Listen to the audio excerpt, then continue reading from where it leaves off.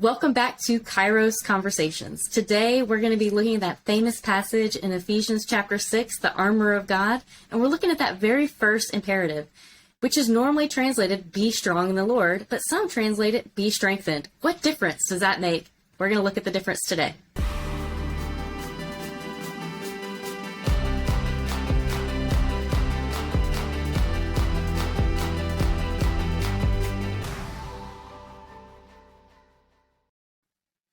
Welcome back to Kairos Conversations. I'm here today, Courtney Trotter, our resident Hebrew enthusiast, and I'm joined by my co-host, Ryan Martin, our Greek guy. If you're one of those people who love to look at the original languages, dig into the ancient culture of the Bible, you have found the right place, because here we like to discover the world of the Bible through the original languages. All right, Ryan.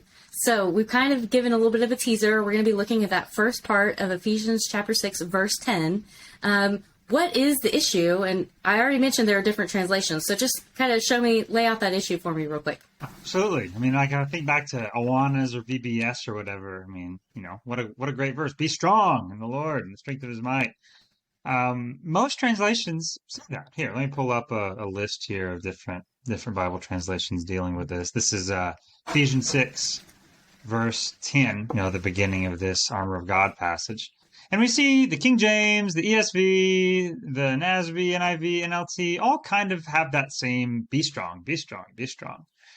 I don't know, it kind of leaves it open to interpretation where that strength is coming from, or whether or not that's something that comes from the outside or inside. It's just kind of be strong, right? That's something that you're doing or a place that you're in. But I want you to look at the CSB and the NET, the Net Bible.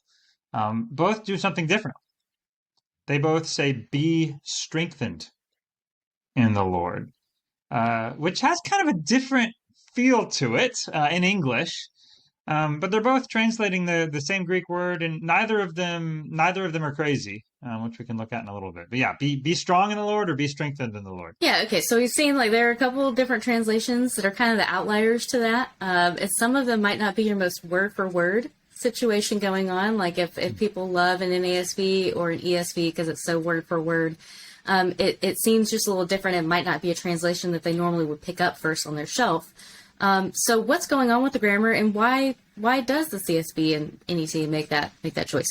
Yeah, well, there's something that is a little weird to think about conceptually, and it has to do with how we break down this word. What mood it is? It's an imperative. It's a command, and then it's voice.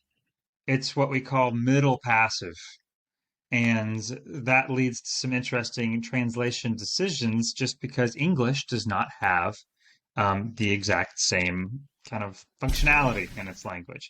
But here's the word, endunamuste, right? Be strong or be strengthened. Both of those totally fair translations, and we can talk about why. The reason both of these are legitimate translations is because this is a middle passive imperative. So I want to spend a little bit of time going into the grammar. I hope that's okay. Talking about what is an imperative, and then what do we mean when we say middle? What do we mean when we say passive? What is this Greek middle passive? So imperatives. This is when you tell people to do stuff, right? If I say, hey, get me a glass of water. If I say, hand me the remote. If I say, stop doing that, that's a prohibition, like a negative imperative. There's like an understood you. You might remember that from grade school. Greek actually has an understood he, she, or it, a third person imperative too. But today we're looking at this kind of second person, y'all, be strong or be strengthened. But it's when you're telling somebody to do something. Your Bible's full of them. Yeah, so, like I said, it's pretty easy to think of an imperative in English, but we don't really have a ton of passive imperatives that we have in English. So that, I think, is the kind of the rub that makes it feel weird, is to think about why is it translated different ways. And I don't really necessarily fully get the nuance just by looking at the English, unless I dig into the Greek of how this is a passive imperative. Totally, right? So in English, we have to talk a little bit about voice here. In English, we have active voice and passive voice. Those are our two options. Passive voice when you're in Microsoft Word and it underlines it in blue and says passive voice, consider revising or whatever. Um, Active is when the subject is doing the thing, performing the action of the verb. The boy hits the ball. And passive is when the boy is hit by the ball, right? The boy, the subject, is receiving the action of the verb. And that's our distinction. Okay, that's our main distinction between active and passive. In Greek, it's a different distinction. The primary distinction is between active and this kind of middle passive space, where sometimes the subject is receiving the action of the verb, but sometimes the subject's still doing the thing, but is just highly affected by the thing. For example, in Greek, if you go somewhere, I go to the store. That's not active. That's middle passive because you're affected by that action, right? Like you are highly affected by going.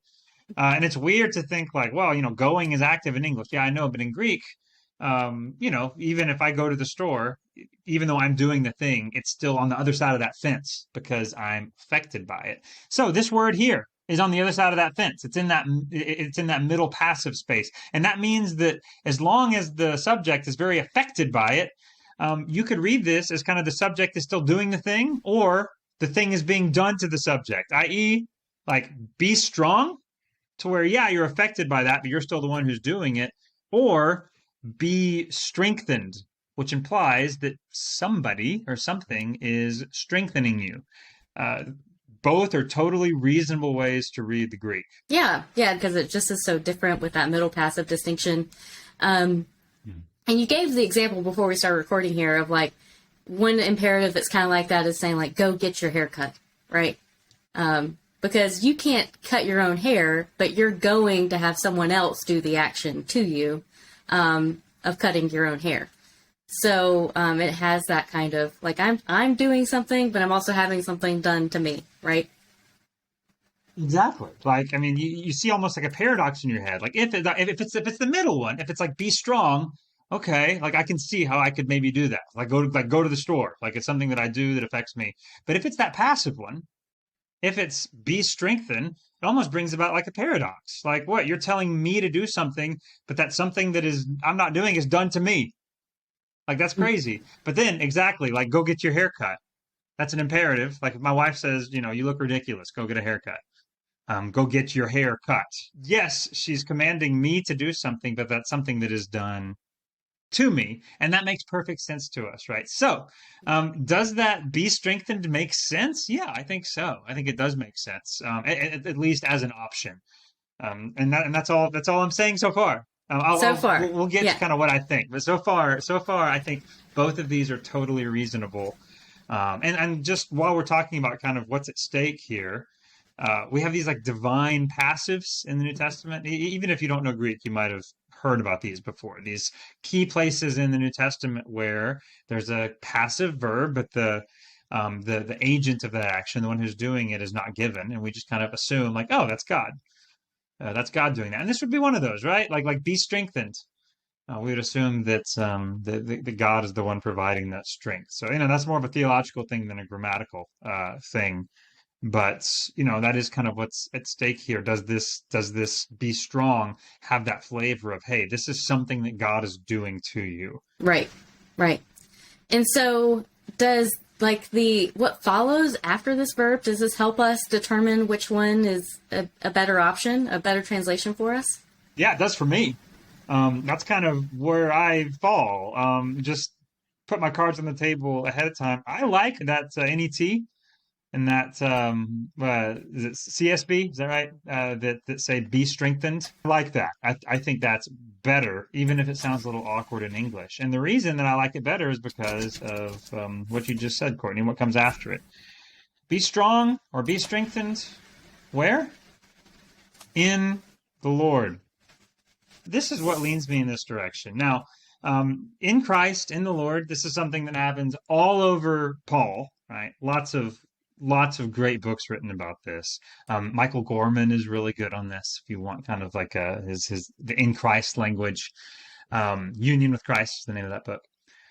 This idea is very prevalent in Paul and kind of is one of the grounding ideas in Paul's theology, if not the grounding idea of Paul's theology, kind of the center around which all of Paul's language turns. So this is the place in which we are to be strengthened in this sentence. Be strengthened where? In the Lord. And this is by nature metaphorical, and our languages do this all the time. It's almost like the Lord in this example is the barbershop or the salon where I go to get my hair cut. This is the location where this action happens. Like, be strong where? In the Lord. Like, this is the place where that happens.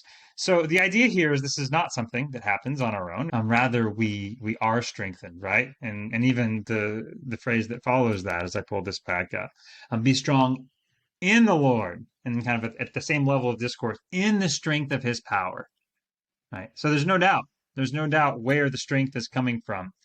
There's some great redundancy here of kind of strong words. Endunamoo, verb, and then krate, iskuos. These are all strong words. Strong in the strength of his might. Be strengthened in the strength of his might. It's emphatic. It's this kind of like all this ability, strength imagery. And in this context, I think it's clear where the strength is coming from. So why not make that obvious with the translation and show, like, be strengthened in the Lord? This is still a command. It's still Paul asking you to do something. But with the recognition that that's something that is done is not something that you can affect on your own accord. It's something that is performed on you in virtue of your union with the Lord, with Christ. Yeah, that really does kind of make a lot of sense now that we kind of show, like, oh, there's kind of a direction of this command. Like, we're supposed to kind of direct this imperative action. We're supposed to direct it to God so that we can receive strength from him. And so how are passive imperatives, like, used in English? Like, how are they possible here in English? And how does that help us maybe understand the Greek translation a little bit more? This is where I think the go get your haircut works pretty good. That doesn't sound weird, right? Like, if my wife says, hey, go get your haircut, I don't think, oh, wow, she's telling me to do something, but that's something that I can't do to myself. Like, you're throwing paradoxes at me. No, I understand exactly what that means. I think it's the same thing here. I don't think Paul's trying to, like, set out some type of paradox or like dichotomy.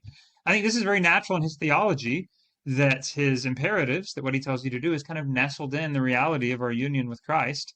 And here he's just saying, just like every other imperative, just like every other thing that we do is by nature in virtue of our union with Christ, and the fact that we are to be strong as we face these principalities and these powers. The fact that we are supposed to be strong in that is not something that we can perform or generate on ourselves. It's something that we have by God's good grace in our connection and our union with him. Yeah, that's really helpful. And like I said, it makes a lot of sense to me once we, like, kind of get our heads around, like, again, how that Greek verb can go either way. And I think you mentioned before that almost every single commentator says this is not, in fact, a middle, that they almost all lean on the fact that it is, in fact, a passive imperative. Is that right? So that would be that be strengthened translation over and against be strong. Yes, for sure. I know that you know this, Courtney, but for all the peoples out there, there's just the middle passive that's there. And kind of the question of, is it middle, is it passive, is more of a question of, like, what's the sense of this? How is this bearing out in terms of, like, the way that we map meaning in English? And in that paradigm, yes, like, this is, most commentators think this is like a passive, like a truly passive middle passive. It's a passive where there's an understood agent, right? That God is the one that's doing this. And again, I don't want to, like, I don't want to dog these other translations, the ESV, the NASB that we looked at. Like, they're not missing something. I think they're trying to make a translation that sounds more natural in English, and that's a good thing sometimes. But I think I prefer the other because it just makes plain that this is something that the Lord is doing, and I think that makes more sense within the argument of the flow of the letter of Ephesians at this point. Yeah, because if I just read it as be strong, I might think of that as something like I do, like I just need to kind of like suck it up. But if it's be strengthened and then you have that in the Lord, you could almost just read that as like be strengthened by the Lord, like by God himself. Mm-hmm. And then you have all of this like armor of God language that follows, and it shows you exactly how God has equipped you and strengthened you for the task. And so it does, the be strong does kind of, I think, in just my first glance at reading the text normally make me think about myself, whereas the be strengthened might shift that focus just a little bit more to figuring out who's doing the strengthening. All right. Well, that was really helpful and really informative today. And again, it's a passage that most people love to quote. I know this is one of my favorites too, out of the book of Ephesians. And so any other thoughts that you have for us before we leave today? No, Ephesians is great. 5 stars, 2 thumbs up. All right. Well, thank you again, guys, for joining us here at Kairos Conversations. We really appreciate all of you, and we're thankful. Again, if you want to like, share, subscribe, all of that helps support the work we do here at Kairos Classroom. Also, if you're willing to join our Patreon, you can check out that link as well. But until we see you next time, may the Lord bless you and keep you.